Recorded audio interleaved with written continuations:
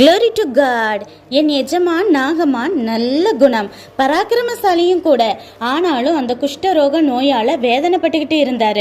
நான் எஜமானி அம்மா கிட்ட, ஐயா சமாரியாவில் இருக்கிற தீர்க்கதரிசி கிட்ட போனால் குணமாக்கிடுவாருன்னு சொல்ல சொன்னேன். ஒரு அடிமை பெண்ணு சொல்லி நான் கேட்குறதானே எந்த பந்தாவும் இல்லாமல் நாகமான் ஐயா உடனே புறப்பட்டுட்டாரு.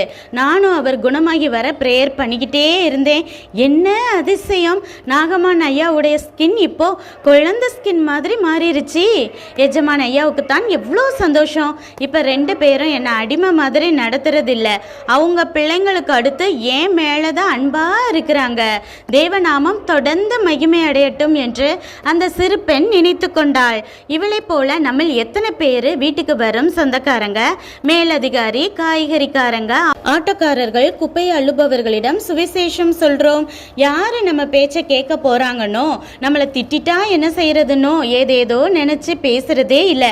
முதலாவது அந்த நபருக்காக ஜெபிச்சுட்டு தேவன்ட்ட ஒப்பு கொடுத்துட்டு நற்செய்தியை சொல்லுவோம். கேட்பதும் கேட்காததும் மற்றவர்கள் விருப்பம்.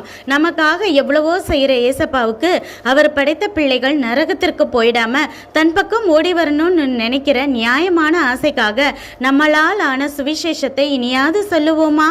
நன்றி.